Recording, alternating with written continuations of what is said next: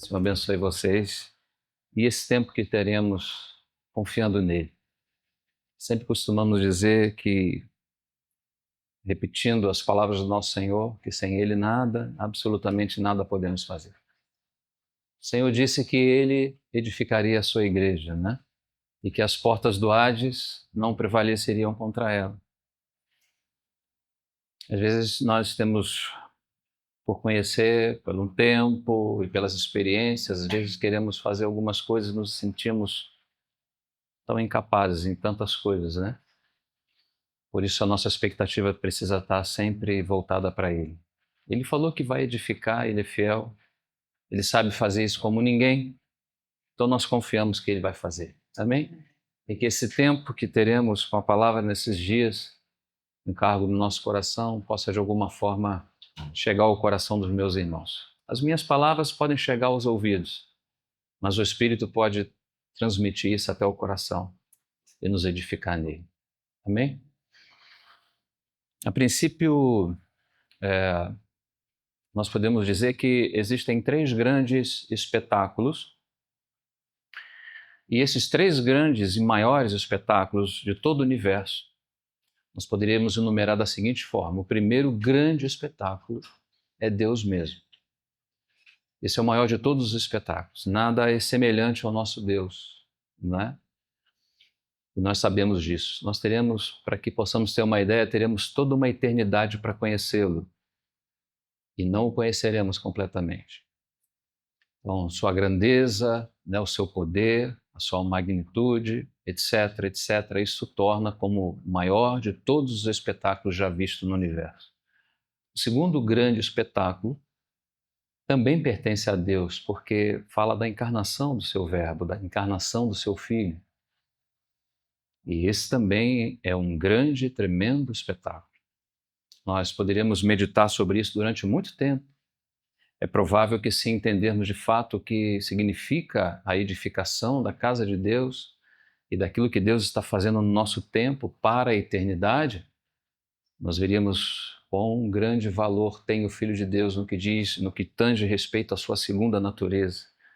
A natureza agora chamada teoantrópico, né, dele é Deus e também é homem, 100% Deus e 100% homem. Se fez carne, habitou entre nós, esse é também um tremendo espetáculo. O terceiro grande espetáculo diz respeito àquilo que nós queremos meditar um pouco esses dias, esses tempos que teremos entre hoje e domingo, que está relacionado à edificação da sua casa. É um grande espetáculo porque é exatamente aquilo que Deus está fazendo no templo. Existem muitas coisas que os homens estão fazendo, que as pessoas estão fazendo, pessoas sem carne, espíritos também estão fazendo com intenções. Porém, existe uma obra-prima, como Paulo fala no capítulo 2 de Efésios, nos chamando daquilo que faz parte da quintessência da sua obra, do que tange ao homem. Nós somos feituras suas, criadas em Cristo Jesus. A palavra grega, poema. Deus está fazendo um lindo poema. E esse lindo poema está relacionado à edificação da sua casa. É algo que é simples e complexo ao mesmo tempo. Ele tem uma grande bagagem de simplicidade porque se manifesta assim, mas nós estamos falando da manifestação do Deus Todo-Poderoso na Terra. Aquele que era, que é, que há de vir, aquele que se tornou homem, assumindo uma outra natureza que nunca participou antes, para que pudesse não só fazer um trabalho pelo homem, nos colocou nos seus ombros e está nos levando para a eternidade com ele. Porém, antes de chegar nesse ponto da eternidade, ele está nos comunicando algo que diz respeito a ele mesmo, porque ele é quem ele é, ele se revela exatamente da forma como ele é, e na sua revelação não é apenas para encher a nossa cabeça de conhecimento do que é isso, do que é aquilo, mas mais do que isso, à medida que ele se revela quem ele é, na mesma medida ele está se dando a nós. E nós estamos sendo edificados nele. E esse é o terceiro maior espetáculo que a terra já viu. A edificação da casa de Deus. É um tremendo espetáculo, irmãos. Nós estamos envolvidos em algo que nós não temos ainda muita ideia. Mas graças ao Senhor que estamos de fato envolvidos. Mesmo não sabendo, mesmo não conhecendo muito, podemos aceitar o fato de que Ele está fazendo. Pela fé podemos aceitar o fato. Amém? Assim como aceitamos o fato de que muitas pessoas sem esperança não podem ter esperança, por exemplo, daqueles que já dormem. Mas nós temos esperança daqueles que dormem em Cristo, aqueles que já foram, já partiram. E a maior parte dessa grande edificação que começa na história a partir do primeiro advento do nosso Senhor e todo o processo que a partir daí se inicia, a grande parte da igreja já está com o Senhor. Nós somos aquele finalzinho que resta cumprir o propósito, o número daquele que só Ele conhece.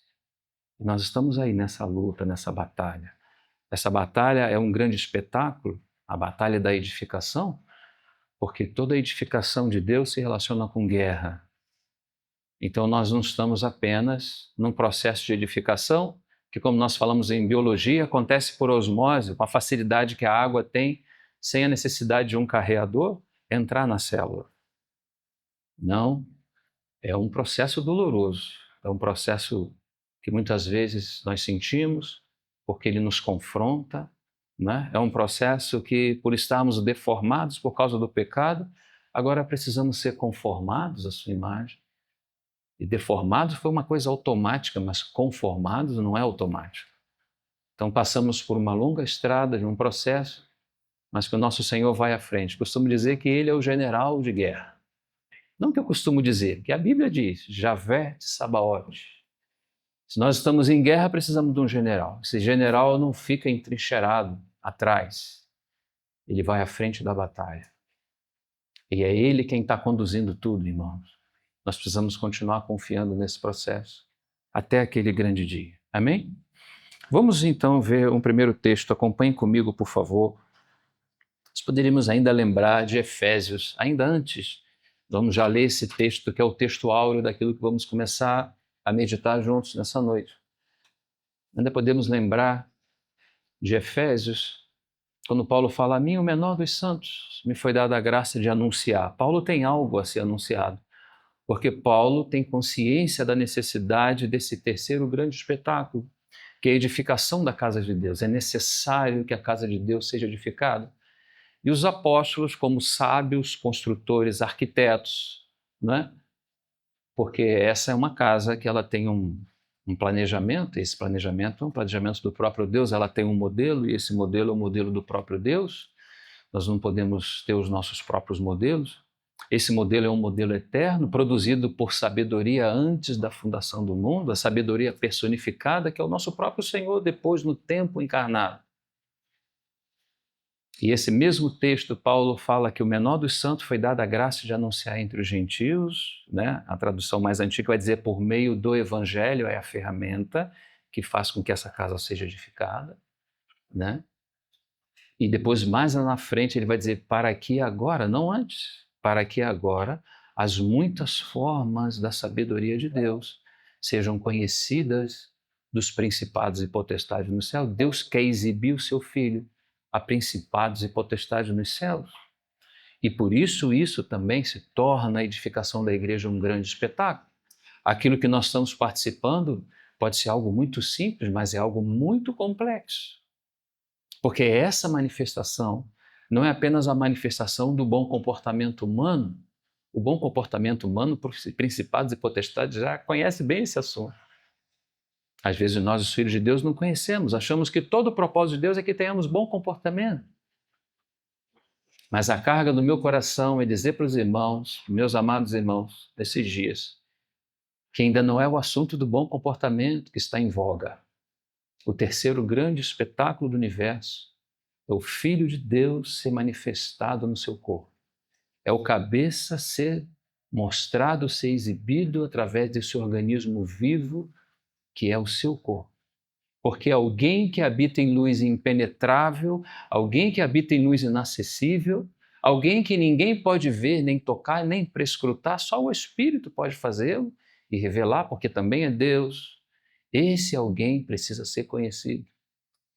E Deus deu esse terceiro grande espetáculo à responsabilidade humana, não apenas à soberania divina, mas deu a responsabilidade humana para participar desse grande espetáculo. Qual espetáculo?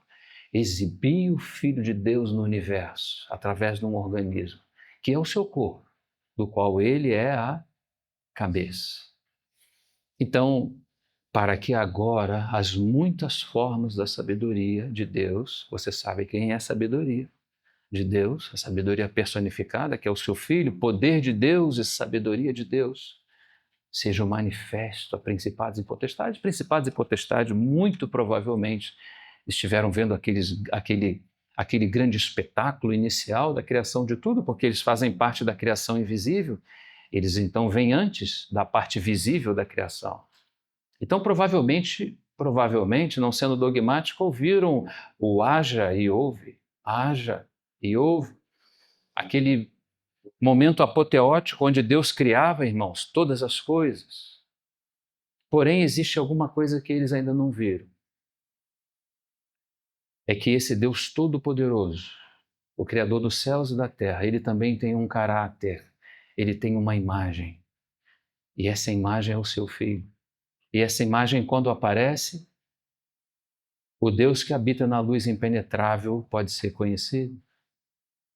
Então, principados e potestades nos céus estão bem atentos, olhando não as habilidades do irmão Roger, mas olhando o que a partir daí Deus pode fazer na manifestação do seu único Filho. Então, aquilo que nós estamos envolvidos é algo extremamente simples e complexo ao mesmo tempo. Na mesma medida da simplicidade, não podemos nos enganar. É simples, podemos nos reunir em nome do Senhor, em torno da sua santa pessoa, porém sabendo que esse é o lugar dos céus, esse é o lugar onde os anjos sobem e descem. Esse é o lugar onde os céus tocam a terra. Essa é a escada de Jacó, onde Javé, que está no topo da escada, pode descer, pode nos colocar em seus ombros, subir por essas escadas e nos introduzir com ele na eternidade. Porém, ainda antes da eternidade, existe alguma coisa que precisa ser feita aqui. E o que é necessário ser feito aqui é a exibição do Filho de Deus. E para isso, esse terceiro grande espetáculo, para que Cristo seja exposto nesse universo, através de um organismo, que é a sua igreja, que é o seu corpo. Amém? E Paulo vai continuar dizendo, segundo o eterno propósito que fez em Cristo Jesus. Se é um propósito eterno, irmão, ninguém pode mudar isso. Deus não vai mudar efetivamente céus e terras para fazer a minha vontade, as coisas da forma como eu gosto e prefiro. Deus sempre está trabalhando para a exibição do seu Filho. Ele quer que o seu Filho seja conhecido. E nos chamou para, de uma forma responsiva, de uma forma responsiva, sermos recíprocos a esse chamamento. E assim como Maria, quem sabe pode ficar muito estranho para a gente toda essa linguagem, mas como Maria podemos dizer, faça, Senhor, em mim conforme a tua palavra. E o Senhor é capaz de fazer. Amém? Vamos ver então um texto. Acompanhem comigo Mateus capítulo 5. Eu gostaria de ler um texto muito conhecido que faz parte de uma parábola acerca do reino dos céus, que foi pronunciada no capítulo 5 de Mateus.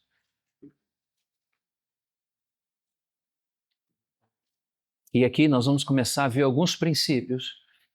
E como nosso irmão Israel orou nessa noite, e como também já disse aos irmãos, as minhas palavras podem chegar até o ouvido, porém não pode penetrar o coração dos meus irmãos. Então nós vamos pedir ao Senhor que o Senhor abra os olhos do nosso entendimento para essa pequena carga de algo simples, mas tão necessário na edificação desse terceiro grande espetáculo. Amém? Então, o texto...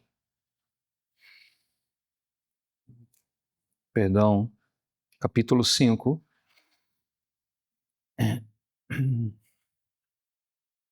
do Evangelho de Mateus. Vamos ver o versículo 14. Vós sois a luz do mundo. Não se pode esconder a cidade edificada sobre o monte. Nem se acende uma candeia para colocá-la debaixo do alqueire, mas do velador. E alumia todos os que estão ou os que se encontram na casa. E o versículo 16 é a segunda parte desse texto que vai dizer: assim brilhe também a vossa luz diante dos homens, para que vejam as vossas boas obras e glorifiquem ao vosso Pai que está nos céus. Normalmente, quando nós lemos esse texto, junto com outros textos que têm essa mesma estrutura, a nossa ênfase sempre está direcionada à segunda parte, que fala acerca das obras, que fala acerca daquilo que é necessário se fazer. Aqui o texto vai dizer que vejam as vossas boas obras e glorifiquem o vosso Pai que está no céu. Essa é sempre a nossa tônica. Nós vamos ver um texto em Efésios também que, na mesma estrutura da carta, a gente sempre procuramos olhar aquilo que pertence ao fruto, mas às vezes nos descuidamos daquilo que vem antes do fruto. Quando você precisa tomar um fruto, você sabe que existe todo um processo até que se chegue ao fruto. E na obra de Deus não se faz diferente. Todo o processo frutífero, tudo aquilo que tem como fruto no final, tem o seu início e também tem o seu processo. A luz que o nosso Senhor está falando aqui não é qualquer luz. Essa não é a luz do comportamento humano, irmãos. Essa não é a luz do entendimento humano. Essa não é a luz da manifestação da boa vontade humana e nem sequer do bom comportamento humano. A luz que aqui precisa brilhar é a luz das boas obras, e não somente das boas obras. É a luz que glorifica o Pai que está no céu. E se você der 2 passos para trás, você vai entender junto comigo que ninguém glorifica o Pai senão seu Filho. Então, rapidamente, nós vamos entender que a luz que ele está falando para nós é uma luz um pouco diferente daquilo que nós estamos acostumados a ver ou querer praticar. Essa luz é a luz da vontade divina.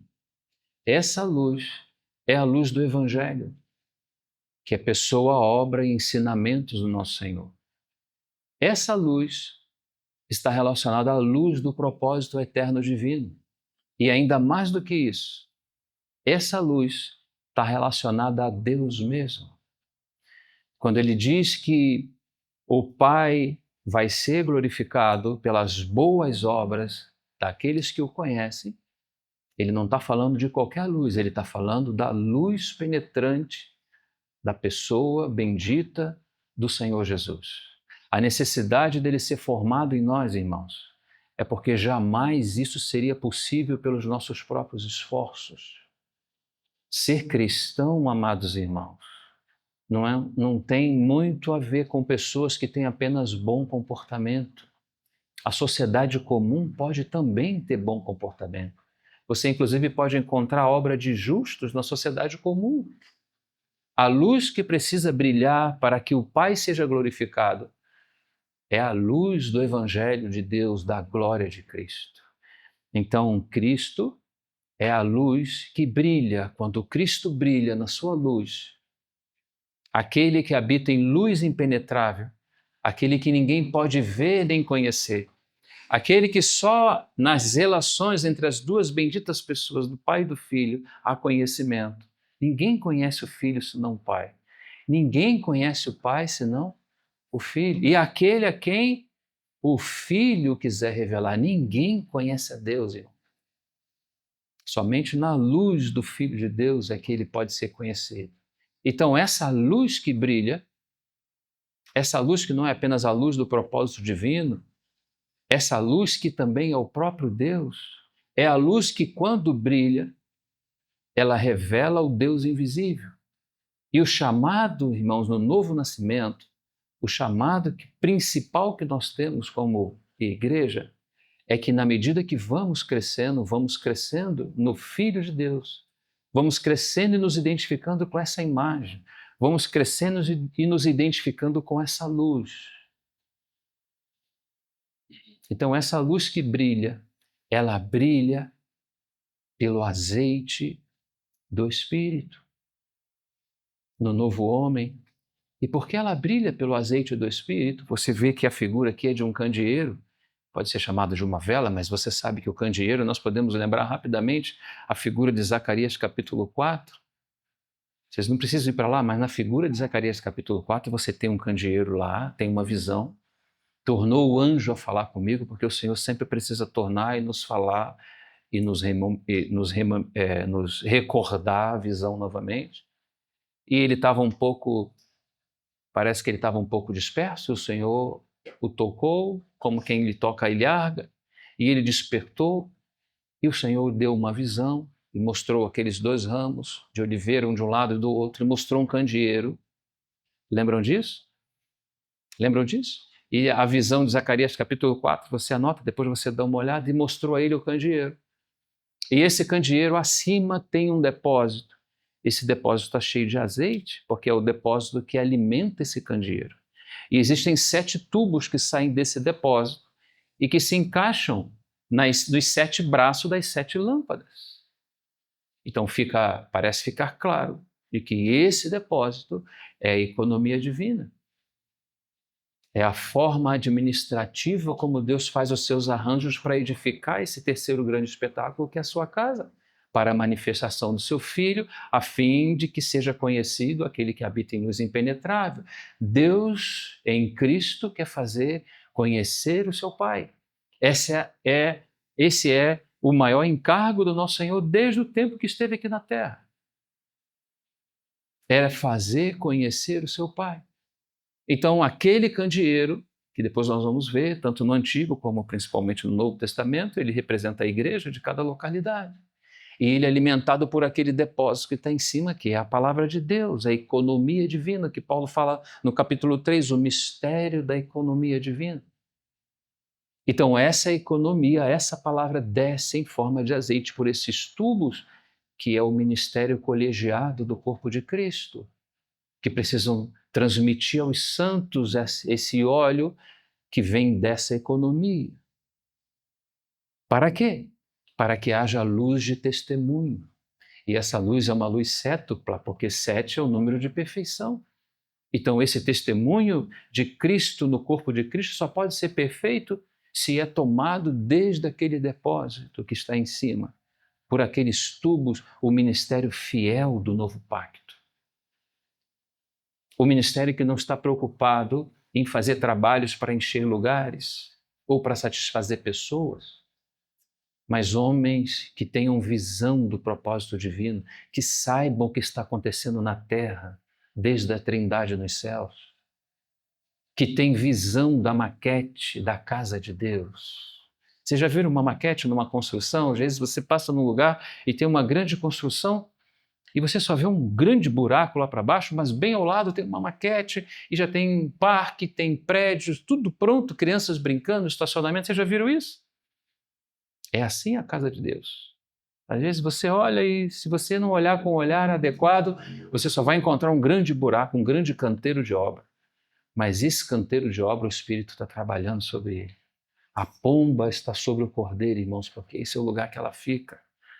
O Espírito sempre repousa sobre a palavra para fazer esse lugar como aquela maquete. Aquela maquete é o propósito eterno divino. Aquilo que nós estamos vivendo não é o fim, irmãos. Nós estamos apenas passando por um processo. Né? O Senhor já falou do fim desde o começo. Ele já mostrou tudo como seria. Porém, há um processo. E aí estamos nesse processo. Então é necessário que haja visão dessa maquete. É necessário aqueles que trabalham como aqueles tubos que fazem descer a economia divina pelo azeite do Espírito, tenham visão daquilo que Deus está fazendo na terra, a fim de que não alugue a cabeça das pessoas com coisas que não trazem edificação, porque temos que estar envolvidos na edificação da casa de Deus, que é exatamente aquilo que Deus está fazendo agora. Amado irmão, se você fizesse uma pergunta para o irmão que está ao seu lado e dissesse a ele, o que você acha que Deus está fazendo na terra agora? Deus fez muitos movimentos, Miqueias capítulo 5 diz que fala das saídas, né, das suas saídas e das suas origens e das suas saídas desde o dia da eternidade. Deus tem muitas saídas e já fez muitas coisas e continua fazendo. Porém, se você perguntasse ao seu irmão agora o que Deus exatamente está fazendo, o que você responderia a ele? Deus está edificando a sua casa, irmão, para a sua morada em espírito, em plenitude. Deus está enchendo essa casa dele mesmo. Por isso que nós passamos por tanto processo, porque nesse processo de substituição, um precisa sair de cena e o outro precisa ser estabelecido. Mas Deus sabe fazer isso como ninguém, e de fato Ele está fazendo. Então nós voltamos àquela cena onde você tem lá no cimo, lá no alto, um depósito. E esse depósito é um depósito de azeite que alimenta o candeeiro. Esse candeeiro não pode ser alimentado por nenhum outro tipo de alimento. Só esse óleo, só esse azeite que desce da sua palavra para nos encher dele mesmo, para nos formar em Cristo, para nos dar crescimento, para fazer brilhar luz cétupla, luz perfeita, luz de testemunho.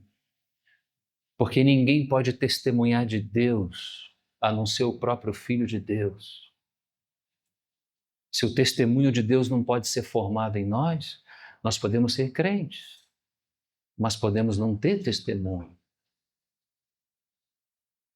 Mas se o Filho de Deus pode obrar em nós aquilo que Ele deseja pelo Espírito, segundo a vontade do seu Pai, irmãos queridos, nós estamos fazendo parte do terceiro maior espetáculo do universo, a manifestação do Filho em luz perfeita, em testemunho perfeito, através de nós. Bendito seja o seu nome. Que haja, de alguma forma, olhos abertos para essas realidades, porque nós estamos envolvidos não em pouca coisa.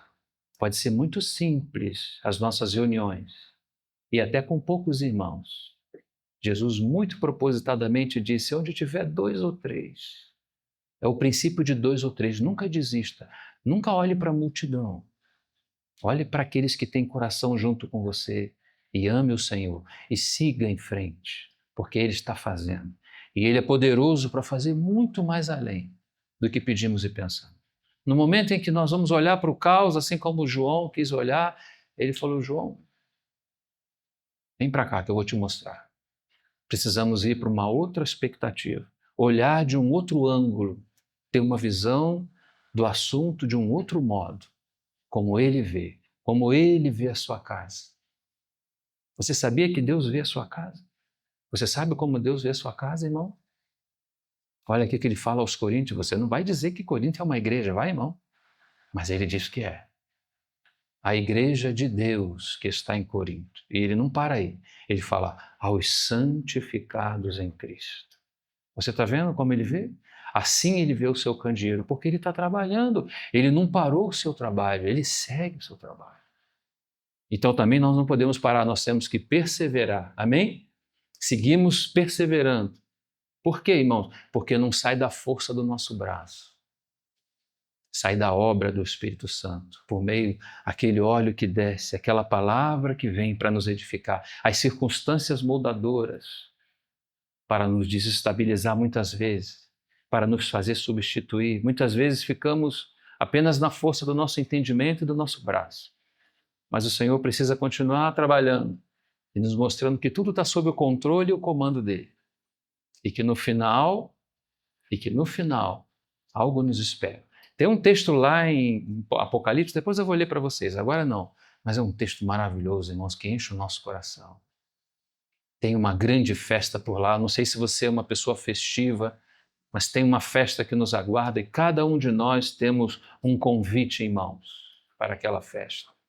Só que toda festa nós precisamos nos preparar, e é o que o Senhor está fazendo. Porém, a soberania divina, ela não anula a responsabilidade humana. Então nós precisamos estar desejosos de nos apresentar naquela festa com uma boa beca, com uma boa roupa. Não é assim, irmão? Numa festa de casamento, você não vai de qualquer maneira. Você não vai de bermuda numa festa de casamento, vai? Então é hora de nos prepararmos dentro disso que Ele está fazendo, colocar atenção no que Ele está fazendo.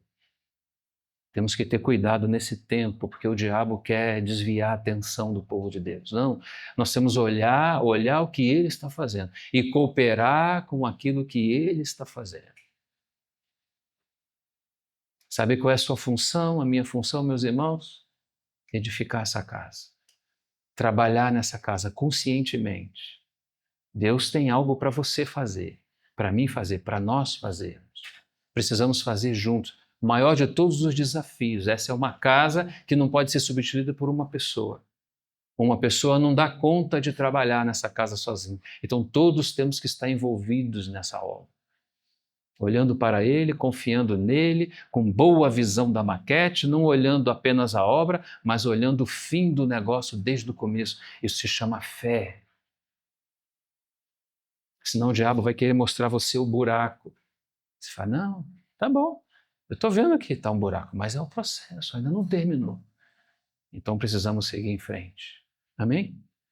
Bendito seja o Senhor. Leiam comigo, já lemos esse texto e entramos nesse ponto de Zacarias. Ficou clara essa questão da visão de Zacarias para os meus irmãos? A luz do Evangelho de Cristo, da glória de Deus, a luz que brilha a partir da pessoa do Filho de Deus. É a luz que agora está em nós. Cristo em vós, a esperança da glória. Cristo e tudo que está dentro dessa pequena palavra. Existe um grande conteúdo aí. Tem um grande conteúdo. Todo o depósito da vontade divina está dentro dessa pequena palavra, Cristo. Em é a preposição de Cristo indo para algum lugar. Em vós. Cristo em vós. É a transmissão. É exatamente o que Deus está fazendo. É a transmissão de Cristo não só como fundamento, não só como novo nascimento, mas como Cristo formado. Porque para ser formado tem que nascer de novo. Mas depois que nascemos de novo, temos que ser formados em Cristo. Então, Cristo em vós é a transmissão do Cristo para vós. E é o que o Espírito está fazendo, nos transmitindo o seu Filho em todo momento. Porque Ele é a luz, amados irmãos, que precisa brilhar. Ele é a luz do testemunho que precisa ser visto. O nosso Senhor. Amém?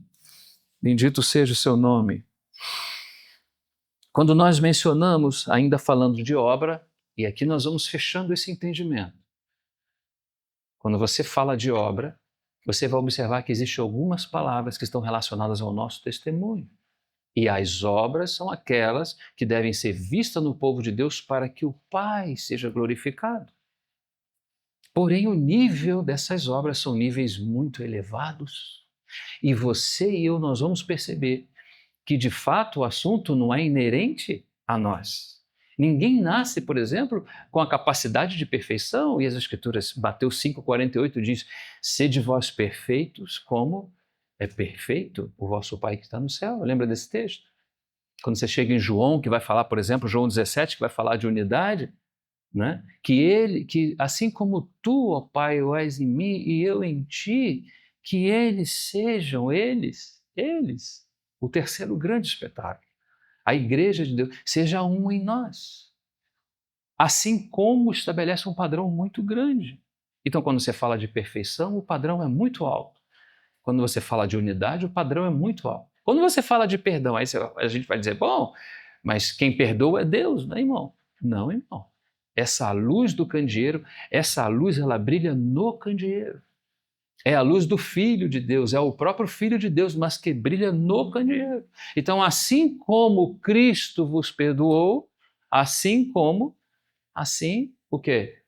Façais vós também. Você está vendo que toda hora aparece assim como, assim como, assim como? Quando se refere, por exemplo, ao amor, quando fala de Efésios, nas relações maritais ali, assim como Cristo amou a igreja e se entregou por ela, assim como vós, marido, amai as vossas esposas. O como que? Como Cristo. Ele está estabelecendo o mesmo padrão. Eu não sei, os irmãos, eu não consegui ainda. Aqui tem alguns homens casados. Você consegue amar a sua esposa nesse nível, meu irmão? Acho que você vai ter dificuldade de responder. Mas está demandado. Se está demandado é porque é necessário que seja assim. Porque quando amamos as nossas esposas como Cristo amou a igreja, essas são as obras que foram pronunciadas e vistas, como Paulo escreve aos Efésios, a carta da eternidade, antes da fundação do mundo, as obras que Deus nos colocou para que pudéssemos andar nelas, são obras de antes da fundação do mundo, amados. Não são obras dessa terra. Não é capacidade do homem, ele não nasce com isso. Você tenta amar sua esposa, eu não sei quantas vezes você já tentou. Mas você pode dizer para ela, eu amo, não existe nenhum problema nisso, irmão. Mas você está entendendo o que eu estou falando? Que o que Deus quer ver no relacionamento marital é aquele mesmo amor com que o pai ama o seu filho. É o mesmo amor, irmãos. Não está falando de fazer uma média aqui, ali, dizer, oh, meu amor, eu te amo. Não, é bem mais do que isso. Por isso que ele fala que os homens, que os maridos devem amar suas esposas, assim como Cristo amou a igreja e deu o seu lado por ela, porque ele está fazendo referência a Gênesis. Tem que dar a vida por elas. Você consegue penetrar isso? Seu coração consegue entender, seu entendimento consegue penetrar essa realidade, irmão? Você começa a ver que o assunto não é você e eu, irmão. É o próprio Filho de Deus. E por isso a necessidade dessa substituição. Quando ele fala de comunhão, e assim a gente vai passar a noite aqui, irmão, citando os versículos que falam daquelas boas obras que são necessárias serem vistas em nós. São necessárias, elas estão sendo demandadas. Assim como Pai, Tu és em mim e eu em Ti, que eles sejam em nós. Quando fala de comunhão, o que vimos e ouvimos, e as nossas mãos tocaram acerca do verbo da vida, e mais abaixo ele vai dizer, isso vos anunciamos, é um conteúdo muito específico, para que tenhas comunhão conosco. Mas vocês apóstolos são o centro da comunhão? Não. E a nossa comunhão é com o Pai e com o seu Filho Jesus Cristo. O que ele está dizendo, irmão? Que a comunhão que ele quer ver entre nós não tem a ver conosco, tem a ver com a comunhão da Trindade. É no mesmo nível que ele quer ver, porque se a comunhão da Trindade não for vista entre nós, o Pai não pode ser reconhecido.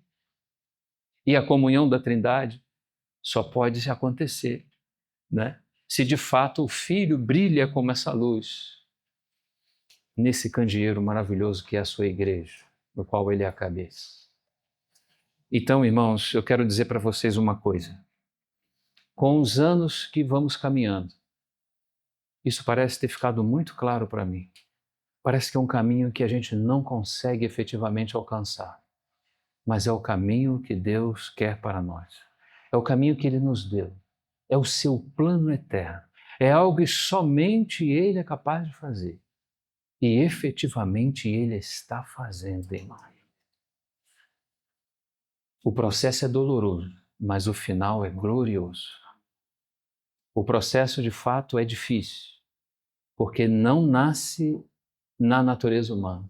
O que está na natureza humana é muito diferente daquilo que está na natureza divina. E por isso ele nos faz participar da natureza divina, porque participando da natureza divina, ele pode nos dar aquilo que também está relacionado às suas inter-relações. Nós vamos ver isso depois, não hoje, mas as inter-relações do Deus Trino, como Deus deseja ver isso trabalhado na sua igreja. E nós vamos levar esse trabalho que é feito agora. Você pode falar, irmão, é só uma reunião. Não, irmão, é uma reunião muito simples. Mas Deus está fazendo em você algo que é eterno, irmão. Aquilo que é produzido em você como sabedoria lavra boas colunas na sua casa, aquilo que é produzido em nós, irmãos, é para a eternidade. Cada centímetro da vida de Cristo que pode ser trabalhada em nós efetivamente, vai para a eternidade, irmão. Não é maravilhoso isso, irmão? Bendito seja o seu nome. Por tudo aquilo que Ele está fazendo, ainda que não possamos, ainda que de alguma forma às vezes não compreendemos, mas efetivamente Ele está fazendo.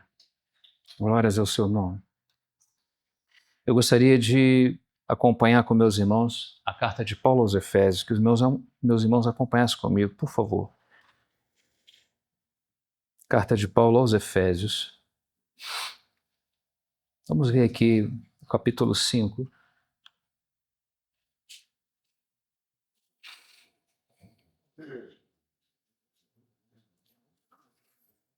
Efésios, capítulo 5.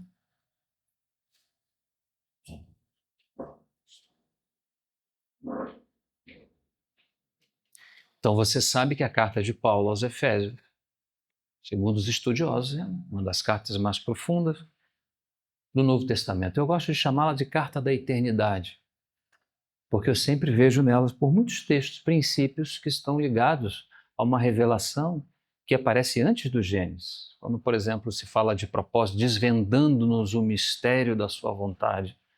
E quando você vai ver, por exemplo, Efésios 1:9, e você vai ver que os propósitos eternos, aí aparecem pelo menos 4 colunas misteriosas que estão relacionadas à eternidade, mas que Deus está fazendo no tempo. Então, quando você olha Gênesis, você vê o que é um livro que está falando do início, como o termo sugere, Gênesis. Porém, quando você vê a carta aos Efésios, você vê que existem certos princípios nela que estão antes do Gênesis. Ela é como se fosse uma carta temporal, porque ela revela o coração de Deus ainda antes dos tempos eternos. Mas essa carta, que para muitos é uma carta muito profunda, por outro lado, como nosso Deus também é muito prático, ele mostra princípios sociais que aparecem aqui com muita clareza. E todos esses princípios maravilhosos que aparecem aqui são princípios que nos norteiam e que, como filhos de Deus, nós precisamos corresponder. Por exemplo, no versículo 22, diz: as mulheres sejam submissas ao seu próprio marido, como ao Senhor, e novamente estabeleceu um padrão, e agora o padrão de submissão, nós falamos de amor, de unidade, né, e de perdão. Aqui aparece um outro princípio, que as mulheres devem ser sujeitas aos seus próprios maridos. E não é somente as mulheres, porque um pouco antes você vai ver que o versículo 18 lá atrás vai dizer que enchei-vos do Espírito, porque é necessário. Não é uma tarefa muito fácil, não só das mulheres, mas também dos homens. Sujeição não é uma coisa que nasce na natureza humana, pelo contrário. Nós sempre, de alguma forma, temos que brigar, né, lutar contra nós mesmos por princípios que vemos que nós também não gostamos. E um deles está a questão da sujeição. Mas a Bíblia não fala só da sujeição das mulheres, mas de sujeição de uns para com os outros. Então isso não é um problema das mulheres, isso é um problema da natureza humana. Mas está aqui demandado, como um princípio para que uma família vá bem. E de fato está aqui escrito, irmãos. A Bíblia está demandando socialmente um comportamento das mulheres em relação aos seus maridos. E logo em seguida, eu vou só ver alguns pontos. Versículo 25, maridos, amai vossas mulheres, como também Cristo, já mencionamos esse texto. E aí pulamos para o capítulo 1, e vai dizer, filhos, obedecei a vossos pais no Senhor, pois isto é justo, porque também é necessário que os filhos obedeçam aos seus pais, para que eles possam ir bem. Honra teu pai e tua mãe, porque é o primeiro mandamento com promessa, para que te vá bem, sejam longa e sejas de longa vida sobre a terra.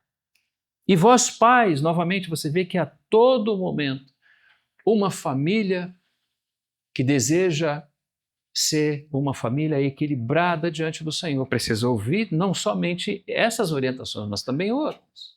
Mas já vou chegar num ponto de reflexão que eu quero que vocês me acompanhem. Porque se está demandando, é necessário que assim seja.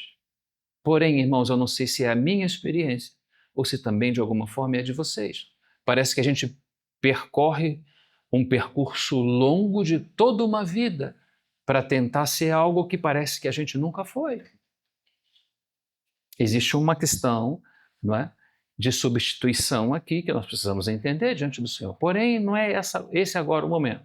O que eu quero trazer, meus irmãos, à reflexão é que são textos sagrados que estão diante de nós, que parece que há uma imensa dificuldade em ser vividos. E por que isso é assim? Porque Deus pode demandar coisas tão altas e, de alguma forma, nós não conseguimos entregar exatamente aquilo que Deus está demandando. Se a palavra de Deus precisa ser vivida, e alguns falam, não, irmão, precisa ser assim, assim, assim. E será se de fato é tão simples assim? Será se o irmão Roger quer criar uma espécie de álibi para que haja uma abertura, para que isso não seja uma coisa tão dura para nós? Não, irmão. Se está demandado pelo próprio Deus nas suas sagradas letras, É isso que Deus quer de nós. Um homem que ama sua esposa, irmão, não vai ter nessa terra uma esposa mais alegre do que aquela. Porque um homem que ama sua esposa, ele de fato entrega a sua vida por ela em todos os aspectos. E nós temos muita dificuldade com isso, meus irmãos. Porque o amor, como eu mencionei antes, ele não é apenas um amor de superfície. Esse é o amor de Deus que está sendo demandado. Porque Cristo é a luz do candeeiro que vai brilhar. Não é a luz do esforço humano de eu querer ser um bom marido. É a luz da substituição, quando Cristo entra em meu lugar e me retira de cena. Por isso a ação tão necessária da cruz, por isso as circunstâncias moldadoras. Às vezes você está nos seguindo no seu lindo chofé e está conduzindo bem as coisas, e de repente você senta no banco do carona e você não sabe o que aconteceu, mas Deus sabe o que aconteceu. Deus precisa substituir você e a mim, irmão. Porque a luz do Evangelho da glória de Cristo, que é a imagem de Deus, é uma posição representativa do Filho de Deus. O Filho de Deus está sendo colocado nesse universo, está sendo exibido nesse universo para que todos possam ver. Porque Deus o ama, o seu Pai o ama e o está exibindo dessa forma. Ele ocupará todo esse lugar de centralidade. É o propósito que nós acabamos de ler em Efésios 1:9.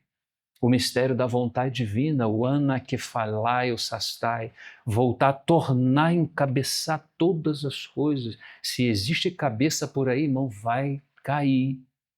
Porque é o Filho de Deus o cabeça desse universo. E ele está utilizando do seu corpo agora.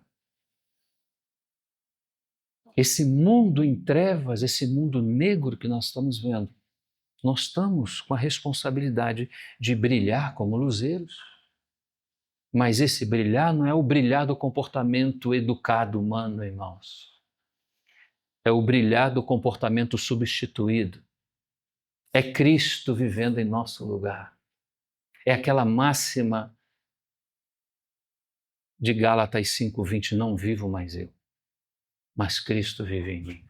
É isso que ele está fazendo. Esse é o assunto dele conosco. Então você vai vendo que aqui tem pais e filhos, aqui tem patrões e empregados, servos, patrões e empregados, processos maritais, maridos e mulheres, tudo isso está sendo demandado. Hoje, chega logo onde é que você quer chegar. Vou chegar agora. É o capítulo 5, amados. É o capítulo 5. É o capítulo 5. Tá aí o que tem isso. Já vi que é o capítulo 5. Pois é, a carta não começa aí. Estão me entendendo, meus irmãos? Se buscarmos uma vida de igreja ou de família onde só existem demandas, onde só existem exigências, dificilmente, irmão, a luz desse candeeiro vai brilhar. A primeira coisa que nós precisamos entender é que tudo que está sendo demandado no capítulo 5 não começa no capítulo 5. São características de alguém que está no capítulo 1. Então nós temos que dar alguns passos para trás e começarmos a ler a carta desde o capítulo 1. E entendemos que a primeira coisa que o Espírito Santo precisa fazer conosco é tirar a nossa ênfase de fazer, para colocar a nossa ênfase no ser. Não é possível atender às demandas divinas, elas são muito altas, mas são demandadas. Bom, há um contrassenso aqui, irmão? Não, não há um contrassenso. Há uma ordem, há uma hierarquia de valores, amados. Qual é a nossa ênfase? É fazer a coisa certa ou se jogar aos pés daquele que pode nos substituir? Qual é a nossa ênfase, irmãos? É apresentar a Deus alguma coisa que a gente pode apresentar por nós mesmos? Ou orar e pedir a Ele e falar, Senhor, me substitua, porque senão eu sempre serei aquilo que eu sempre fui. Eu tenho até alguma força de vontade, Senhor, mas são 2 passos para frente e logo 3 para trás. Eu não sei se essa é a experiência do irmão Roger, isso pode ser uma experiência muito subjetiva, mas normalmente essa tem sido a nossa experiência. Então, o Espírito precisa nos levar para o capítulo 1 E a primeira coisa que o Espírito vai fazer, irmão, no capítulo 1, é nos mostrar que estamos, antes de fazer qualquer coisa, estamos assentados em lugares celestiais em Cristo. Bendito seja o Senhor.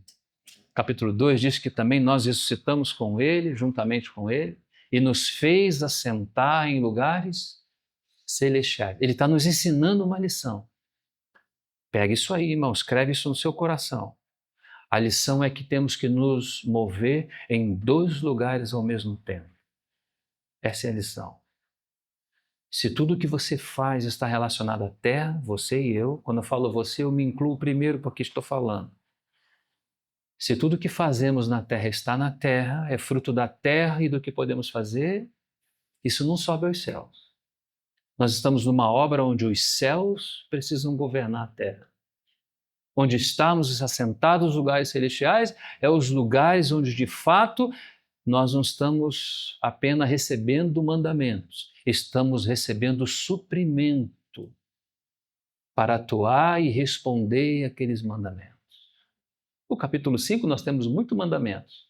No capítulo 1 nós estamos sentados com Cristo em regiões celestiais. E aí, irmãos, responsivamente nós podemos dizer para Ele: Senhor, eu sei o que tem lá no capítulo 5, mas eu estou contigo aqui no capítulo 1, estou aqui contigo e não abro. Eu sei que não é possível para mim, mas tudo é possível para ti. E eu estou contigo, e tu me assentaste contigo. Agora é possível, porque, irmão, se você vai reunir num lugar e você só ouve mandamento, faz isso, faz isso, faz isso, irmão, eu não sei você. A nossa experiência é muito dura, porque não há capacidade, não nasce no homem a capacidade de correspondência a Deus. Por isso que Ele colocou em você, em nós, o seu Espírito. Por um lado, Ele não sacrifica os seus mandamentos. É óbvio, irmão. Se Ele é um Deus que cria, é óbvio que Ele quer que a sua criação tenha correspondência com Ele. E se Ele não mata, o primeiro dos seus mandamentos vai ser: não matarás, porque é a identificação. Se você pudesse, se nós pudéssemos ter a habilidade de construir, de fazer algo, de dar vida a algo, é lógico que você gostaria que parecesse com você. Então assim também é o nosso Deus. Então aquilo que é próprio da sua natureza se transforma em lei para a sua criação. Quando Ele diz que a gente tem que amar, é porque Ele ama, irmão. E nós vamos ver que Ele não ama porque tem que amar, Ele ama porque Ele é amor. Está relacionado à sua essência, a essência na qual Ele é. Se você parar para meditar 5 minutos disso, irmão, você desiste, eu desisto, nós desistimos da nossa vida. Quando você encontra esse Deus de amor tão profundo, de coisas que você e eu nem sequer conseguimos arranhar o espelho d'água para entender. Então, quando Ele demanda esse amor de você e de mim, é porque aquilo que é próprio, é intrínseco à sua natureza e o seu comportamento se transforma em mandamento para aqueles que Ele o tem. Porém, Ele sabe que os mandamentos, né, assim como Paulo fala em Romanos capítulo 7, que a lei, não existe problema com a lei. Às vezes as pessoas falam da lei, irmão, não existe problema com a lei. O problema está com o homem que não consegue cumpri-la. A lei é espiritual, o problema está comigo que sou carnal, vendido sob o poder do pecado. Esse é o problema. Não é? E aí você vai ver aquelas leis de Romanos 7, 8, né? Porque Paulo se apresenta como, ele apresenta grandes verdades, que Cristo foi crucificado para que o corpo do pecado fosse desfeito. Ele apresenta verdades valiosíssimas no capítulo 6. E no capítulo 7 você tem um homem em crise. Ele quer fazer, ele não consegue fazer. O que quer fazer, ele não consegue fazer, ele está travado, mas ele falou de grandes realidades no capítulo 6. É o mesmo problema do que nós estamos falando de Efésios. Não existe problema no capítulo 5 de Efésios. O problema está com quem tem que cumprir aqueles mandamentos. Ah, não, irmão, eu já tenho caminhado nisso. Verdade, irmão, que você tem caminhado nisso? Verdade que essas demandas tão profundas, irmão, têm podido ser experimentadas por você, por nós, por mim? Então, Paulo agora vai precisar do capítulo 8, que é o capítulo que fala do Espírito. Então, no capítulo 6, você tem verdades profundas. No capítulo 7, você tem um homem em crise. Então, o capítulo 8 é o capítulo que tem que pegar esse homem em crise, não é?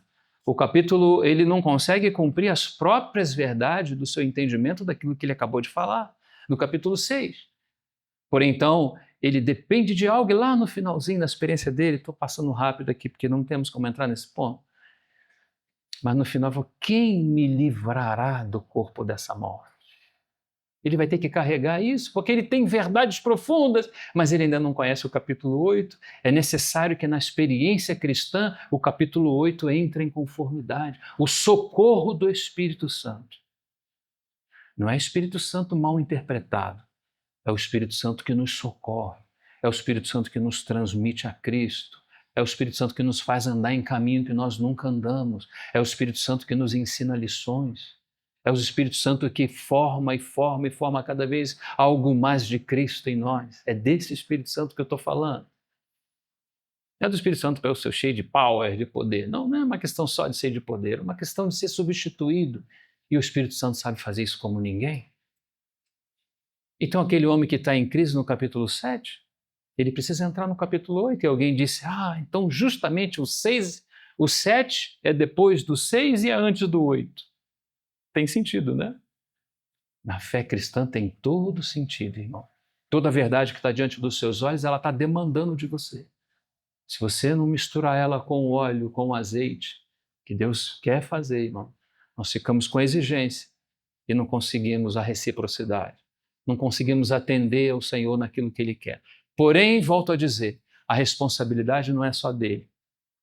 Ele é o Todo-Poderoso, porém nunca tirou dos nossos ombros a responsabilidade.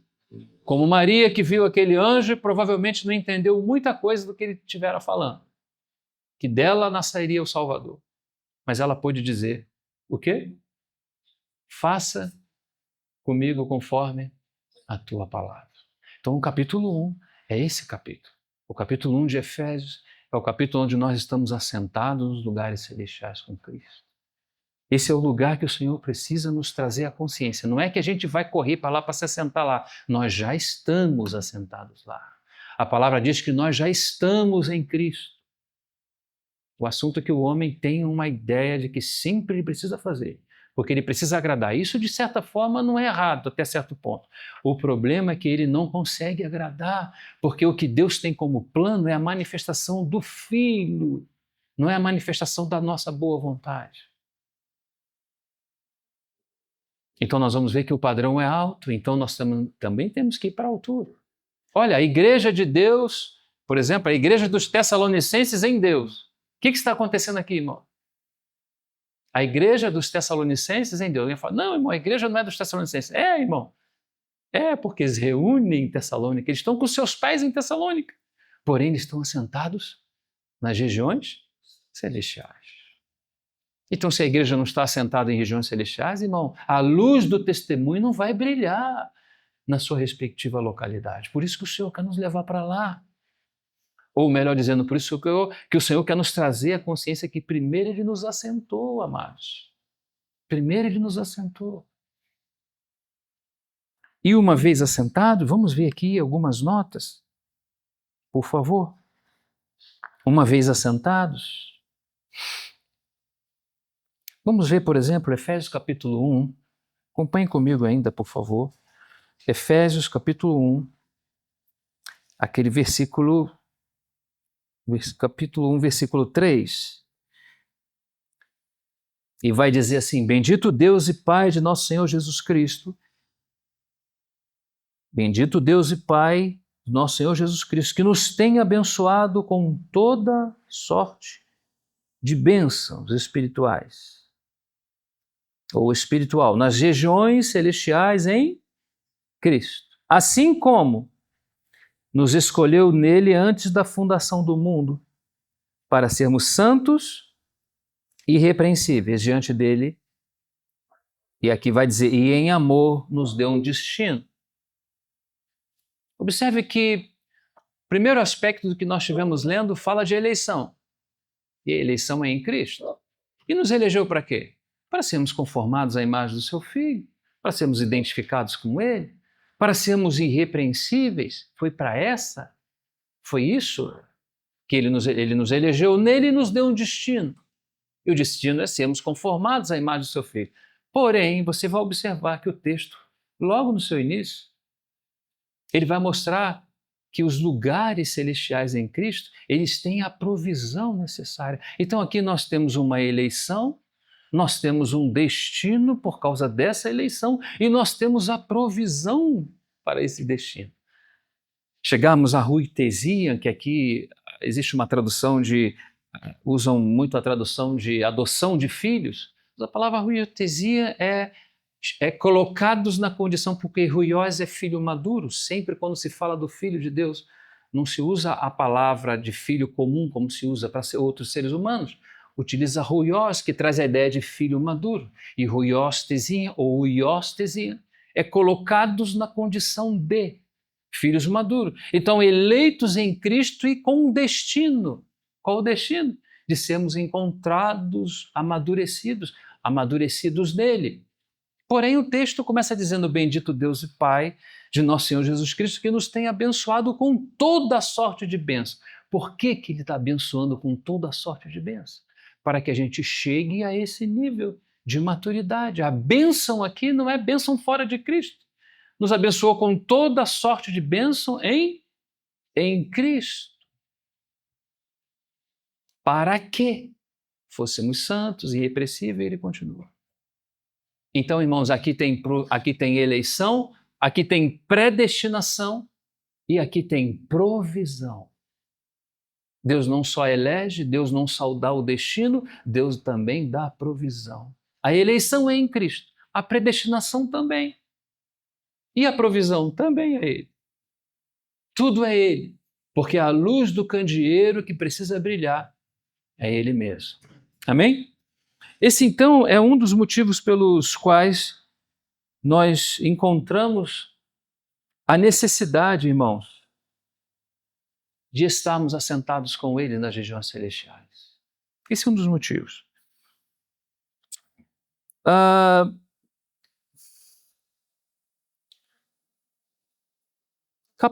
Acompanhe comigo o capítulo 4, por favor, de Apocalipse. Nós vamos ver um outro motivo desse assentar-se em regiões celestiais. Capítulo 4, acompanhe comigo, por favor. Já estou terminando aqui, irmãos, acho que já passou, não?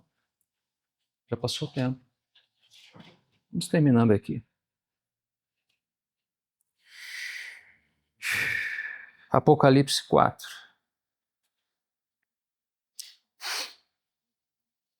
Terminamos aqui, depois seguimos pouco a pouco, irmãos. Versículo 1 diz assim: depois destas coisas, isso também diz Apocalipse 19, quando aparece aquela grande festa apoteótica. Havia caído Babilônia no capítulo anterior. Que coisa boa, irmãos. O Senhor fala assim, sempre para a gente, depois dessas coisas. Às vezes as coisas não estão muito boas conosco, mas existe um depois dessas coisas. Amém? A vida de ressurreição passa pela morte. Não há vida de ressurreição que não passe pela cruz e a morte. Então, quanto mais quisermos viver em intensidade na vida cristã, mais por esse caminho nós somos colocados. Mas existe um depois dessas coisas. As coisas não acabam na cruz nem na morte, mas na ressurreição e na vida. Amém? Depois dessas coisas olhei e eis não somente uma porta aberta no céu, como também a primeira voz que ouvi, como de trombeta ao falar comigo, dizendo: sobe para cá e eu te mostrarei. Você sabe o contexto imediato desse texto? É de que João tinha visto as igrejas do Apocalipse e as dificuldades que elas estavam vivendo. Haviam muitas coisas ruins, com exceção de 2 igrejas que vocês conhecem. E nesse momento, há um depois dessas coisas. No contexto imediato, as coisas não estavam boas, mas existe um momento onde o Senhor vai dizer depois dessas coisas. E depois dessas coisas eu olhei, e ele disse que olhou, e é necessário olhar, porque existe, além daquilo que está se vendo, e o inimigo sempre quer mostrar o caos daquilo que está acontecendo, além daquilo existe aquilo que Deus está fazendo. E ele segue, olhei e não somente uma porta aberta no céu, como também a primeira voz que ouvi, como de trombeta, ao falar comigo, dizendo: sobe para cá e eu te mostrarei. Novamente, ele está falando do mesmo princípio. Ora, colocamos os olhos na questão da edificação daquilo que nós entendemos que podemos fazer com as nossas próprias mãos e efetivamente ficamos decepcionados com o tempo. Agora, nós estamos diante de situações que são negativas de alguma forma e novamente o Senhor está falando. As coisas não começam aí. As coisas começam nas regiões celestiais. Então, quando ele fala sobe para cá, novamente você tem o mesmo princípio. Subir porque precisa estar com Deus, subir porque precisa ver desde o ponto de vista de Deus. Irmão, se você usar esses olhos que estão aí, que vocês têm, que nós temos, para as coisas espirituais, o inimigo vai querer nos mostrar coisas para nos fazer desanimar. Porque os olhos, os ouvidos e os sentidos do corpo, eles geram impactos na nossa alma. Por isso que quem vê filme de terror não se enche do Espírito Santo, porque se enche de medo. Porque ele está vendo, ele está colocando sentidos diante de algo que está gerando impacto negativo na sua alma. E o diabo é expert em fazer isso. Ele quer colocar os nossos olhos no caos, ele quer colocar os nossos olhos naquilo que Deus não está fazendo. E o Senhor precisa falar para João, sobe para cá, vem para cá. Eu vou te mostrar algumas coisas. Tem muitas coisas que nós precisamos ver, irmãos, e só podemos ver na presença dele. Por isso que em Apocalipse também tem aqueles seres que são cheios de olhos, porque quanto mais próximo de Deus, mais se vê.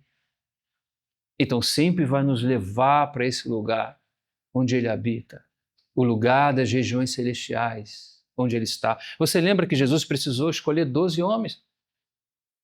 E passou toda uma noite aonde, irmão? No monte.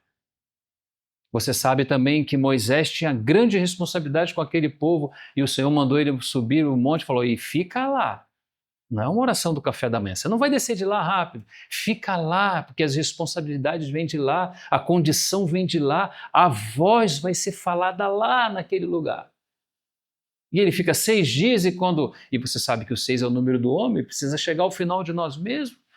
Porque às vezes queremos descer muito rápido desse lugar, mas é nesse lugar que está a provisão para tudo aquilo que precisamos ser, irmão.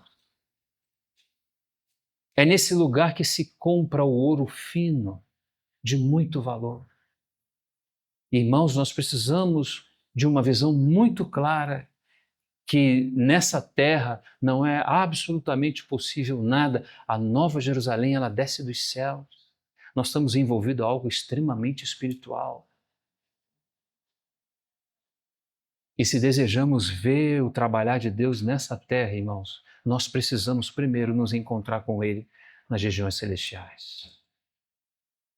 E assim também você vê os livros da restauração, e aí você chega em Ageu, e aí o profeta é usado e fala, subi o monte. O Senhor fala, usando o profeta, subi o monte, sobe o monte, traz madeira, ou seja, participação responsável, porque a madeira fala da natureza humana, traz madeira e fala assim, edifica a casa, porque a casa é edificada no monte. A edificação de Deus, irmão, ela é feita no monte. A edificação da sua família, ela é feita no monte da sua presença. Se não há presença de Deus, não há nada, amados irmãos. Se não tivermos o cuidado, vocês me entendem, irmãos? Se não tivermos o cuidado de buscarmos a Ele, nós não temos absolutamente nada, perdão. Nós nos encheremos de mandamento, ficaremos carregando coisas pesadas que não conseguimos tocar com um dedo. A obra de Deus é a exibição do seu Filho. A luz que precisa brilhar no candeeiro é a luz do Filho de Deus. Isso precisa ser comprado. E isso é comprado nas alturas. É o lugar onde Ele nos colocou em Cristo. E depois, novamente, você vai ver. Pedro, por exemplo, fala, chegando-vos para Ele a pedra que vive. Lembra desse texto? 1 de Pedro? Né? É rejeitada pelos homens, mas para com Deus eleita e preciosa. Aí fala assim, vós também. Agora é conosco o negócio. Como pedras vivas, chegando-vos para Ele, sois edificados. Não é edificados, é chegando-vos para Ele. Então, no capítulo 5, nós temos as exigências. No capítulo 1, nós temos o socorro. No capítulo 5, nós temos a palavra bendita de Deus. No capítulo 1, nós temos o Espírito, que nos socorre, que nos ajuda, que nos complementa, que nos ministra aquilo que é necessário. Quer ser um bom marido, irmão? Monte, vida no monte. Quer ser uma boa esposa? Vida no monte. Uma boa igreja, uma boa congregação que pode testemunhar de Cristo? Vida no monte. Nós temos que parar um pouco com essa ideia, irmãos, de queremos reproduzir na terra o que não é possível reproduzir. O que Deus quer na terra é a exibição do seu Filho. E o seu Filho está num alto e sublime trono. E nós fomos colocados e assentados juntamente com Ele nas regiões celestiais. Por isso que a edificação da casa de Deus, ela começa no monte. Subir, trazer madeira e edificai a casa. Essa casa tem suas particularidades. Pode ser a vida da sua família, pode ser a sua vida individual. Temos lido a palavra? Ótimo. Temos que, junto com a palavra, dobrar os nossos joelhos. Um pássaro voa com 2 asas. E qual delas é a mais importante? As duas, disse Tozer, as duas são importantes. Se voar com uma asa só, você se enche de mandamentos. Porém, vai sempre viver com a dificuldade de não conseguir chegar no lugar que você deseja. Por quê? Porque está faltando outro remo. Precisa ser 2 remos. Precisamos manejar bem com os 2 remos. Amém? Que o Espírito possa nos ajudar nesses dias a entender a realidade do Senhor, a entender aquilo que, da forma como Ele planejou, a entendermos também, não olharmos para nós mesmos como buscando encontrar em nós mesmos, de forma subjetiva, alguma coisa, mas olharmos na presença de Cristo para entendermos que a nossa posição de fazermos alguma coisa para tentarmos ajudarmos a nós mesmos não é possível. Irmãos, que nesse fim de tempo que nós estamos vivendo, Deus ainda possa ter uma igreja que o busque sinceramente. Que Deus possa ter pessoas, homens e mulheres, que ainda dobrem os seus joelhos. Homens e mulheres que têm noção da necessidade do monte, da necessidade dos lugares celestiais. Para que eles possam reproduzir na terra aquilo para o qual eles foram chamados. Se nos encontrarmos com o Senhor nos céus, podemos descer a luz do seu testemunho para essa terra. Amém? A fim de que sejamos essas pessoas que tenham essas demandas, que atendam essas demandas para a glória de Deus, para que os homens vejam as nossas boas obras e glorifiquem o Pai que está nos céus. Amém? Vamos ficar por aqui, irmãos, depois seguimos procurando juntos com o Senhor entender melhor tudo isso. Amém? Obrigado pela paciência de vocês. Vamos orar. Agradecemos, Senhor, esse tempo de oportunidade que o Senhor nos dá essa noite. Louvamos o Teu nome, Senhor, porque o Senhor vai nos trazendo por Sua palavra consciência, e o Senhor tem feito isso ao longo da nossa vida, de que sem Ti nós nada podemos fazer. Ao mesmo tempo, Senhor, nós lembramos também das Tuas palavras, que tudo podemos naquele que nos fortalece. É esse Espírito, Senhor, de socorro que Tu és para nós. É esse sentimento, Senhor, do mais profundo do Seu interior, que o Senhor tem revelado a nós. O Senhor deseja realmente habitar com o Filho dos homens. O Senhor deseja descer o Seu testemunho a essa terra e brilhar com luz cétupla, com luz perfeita, através do Teu corpo, que é a igreja. Nós oramos nessa noite, Senhor, para que o Senhor passe à nossa frente e faça conforme a Tua vontade. Que o Senhor tenha, Senhor, aquilo que o Senhor deseja ter. Que o Seu Filho, de fato, seja exibido, Senhor, nessa terra, como um testemunho para que o Pai seja conhecido. Senhor, nós nos colocamos diante do Senhor nessa hora. Pedimos perdão pelos nossos pecados, pelas nossas faltas. Senhor, as demandas que o Senhor tem demandado ainda de alguma forma não têm sido vividas por nós. Mas nós queremos dobrar nossos serviços, nossos joelhos. Nós queremos reconhecer de fato, Senhor, que nós fomos colocados em regiões celestiais e nós queremos cultivar essa vida com o Senhor. Senhor, nós de fato queremos estar sentados contigo, Senhor, em regiões celestiais, ouvindo do Senhor, comungando com o Senhor, vivendo com o Senhor, para que haja efetividade naquilo que fazemos na terra. Senhor, passa à nossa frente e faça conforme a tua vontade. Socorra o teu povo nesses dias. Em nome do Senhor Jesus, nós pedimos a ti, socorra o seu povo, socorra-nos, Senhor. Nós precisamos do Senhor, nós carecemos do Senhor. Senhor, por quanto tempo temos tentado tantas coisas e muitas delas temos fracassado, mas nós pedimos ao Senhor, aquele que pode nos socorrer. Senhor, se o Senhor demandou, se o Senhor pediu, se o Senhor instruiu, é possível. Nós apenas queremos cair aos teus pés como mortos, também como bons alunos. Nós queremos aprender do Senhor, em comunhão com o Senhor. Nós encomendamos a nossa vida ao Senhor e a palavra da sua graça. Nós pedimos por nossas famílias, por nossos filhos, Senhor, que haja realmente, que nós possamos ser avivados por esses dias. Senhor, entendendo que o Senhor é aquele que pode nos levar cada vez de uma forma mais profunda à sua presença, para podermos conhecê-lo mais e melhor. Ajuda-nos, Senhor, abra os olhos do nosso entendimento. Também abra o nosso coração ao Senhor, que possamos ter de fato essa vida de contemplação, de devoção, de região celestial. Em nome do Senhor Jesus, nós nos encomendamos a Ti nessa noite e Te agradecemos por esse tempo, Pai. Em nome de Jesus. Amém, Senhor. Obrigado, irmãos. Amém.